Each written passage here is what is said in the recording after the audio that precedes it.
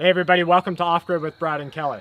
We wanted to do an update video to kind of give you guys a picture of what we were doing on our homestead, some of the many projects that we're undertaking, and how we're progressing forward towards our goal of being completely off the grid. So there are just so many things to do. Literally so many things to do. We almost can't believe how many things that we have to do. Yep. And we made the mistake of actually making a list of everything that we needed to do. And it's outrageous. So on our list, we have it broken down into full day jobs, multi-day jobs, half-day jobs, and kind of an expectation of how long everything is going to take us. And for some of our timelines and deadlines, we have like 18 days now. Yeah. And 21 days worth of stuff to do. Mm-hmm. In some cases, we have literally 3 days and 5 days worth of stuff to do. And let me kind of give you guys a synopsis of what's going on. So we have some water pipes that are still above ground, and it's going to be 28 degrees tomorrow.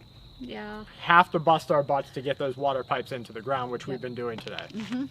Again, 28 degrees tomorrow, and we have to underpin or skirt the tiny home. Yes. So we've been busting our butts to do that. And a lot of these things are very new to us. Like when we had our homestead in Florida, way back when, somebody did the tin for us. Yeah. So cutting tin around things is something totally new to us, and it's just something that we're kind of learning as we go. Yeah, and the climate was different too.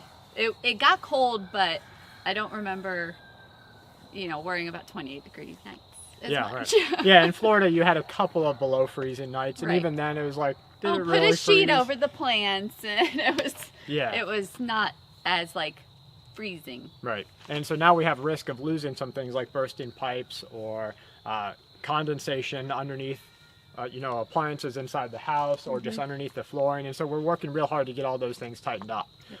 We got our first small propane tank. You guys will remember our recent video we did on solar or propane. We had a lot of great information. Yes, thank you for all the suggestions. We read through everything. There were so many comments and really good suggestions, and it did help us kind of make our decision on future plans. The overwhelming majority was diversify.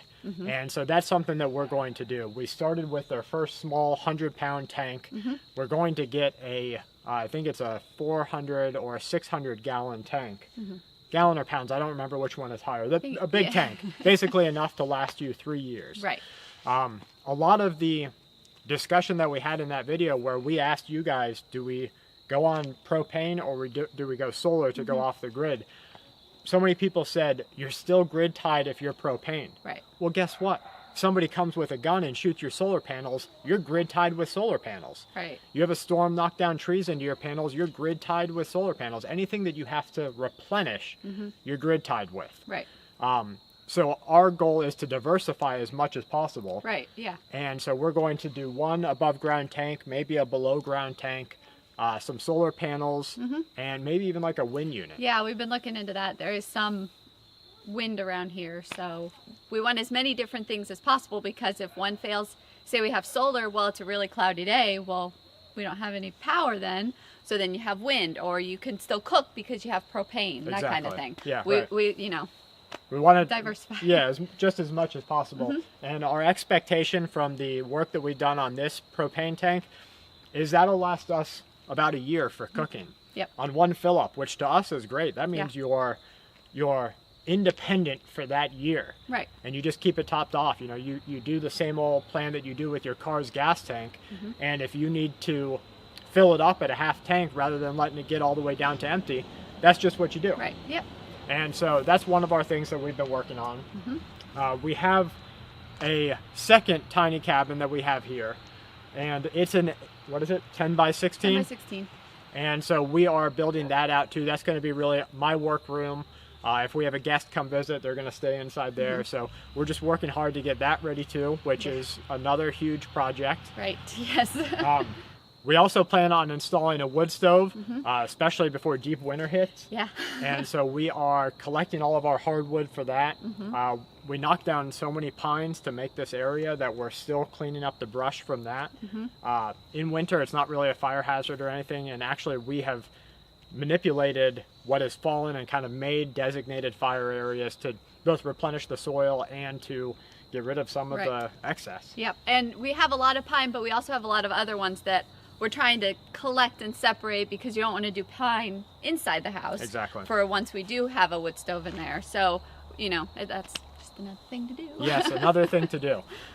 So what do you guys think? Are we on the right track? Is there anything that you can say? Definitely make sure this is the top of your list. Yeah. There are so many things. There are. Yeah. But we're working hard. We wanted to give you guys a little bit of an update to see where we're going, because a lot of people that watch our videos, they've said this is either something they've already done or have inspired them to go out and want to do something like this. Which really means a lot to us that we have inspired people to look at their lives and kind of adjust things to be more self-sufficient and things like that. It means a lot to us. Yeah, especially like, you know, anytime that you can kick the corporate world in the butt and kind of say, I don't need you, is a good thing. And so that's really what we're working to get back to. You know, each one of our grandparents, great-grandparents, depending on your age bracket, they were homesteaders. Yep. They were survivalists.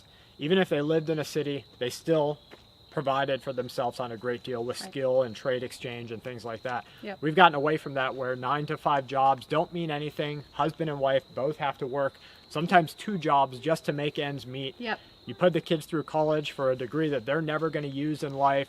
No one can get the high-paying jobs. It's a whole mess. It is. And you're stuck in it once you're doing it. For the most part, you're forever working that job. You have to pay off your mortgage. Then you have to remortgage because you don't have enough money. It's like this endless cycle that we did not want to do. Yeah, right. So anytime we can help people get out of that trap or not get into it is a blessing for us. Absolutely. We've also been really blessed by having great friends in our community, like Bumblebee Junction. They sent us great garlic that we've already sowed into the ground.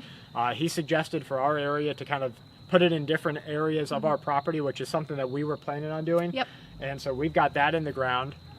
Great friends like Cindy, she sent us a beautiful handmade quilt. Oh, it's or crocheted she blanket. crocheted it, yeah. It's beautiful. And it was so touching to us that she spent the time to do that and sent it to us, along with a few other plants, things for the kids even. They just absolutely loved it. Yeah, so we've been really blessed in our community, and we're really thankful for everybody here. Yes. Thankful for you guys. Please keep the comments coming, keep the emails coming, even the encouragement. You know, sometimes when we're looking at the mound of things to do, that encouragement, you know, knowing that we're kind of doing something so that other people can come in and do it themselves, keeps us going. Suggestions. Yeah, so please keep them coming. Please keep the words of encouragement coming, especially for other people in the community.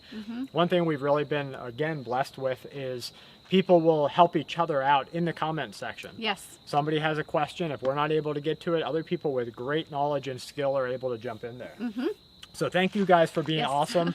And we hope that you enjoyed a peek of what we're doing. And we hope that you'll join us when we finally get our list done. Yes. And get to just chill out. Yes. It'll happen eventually. That's right. So from Kelley and I to you and yours, as always, stay safe and keep watch.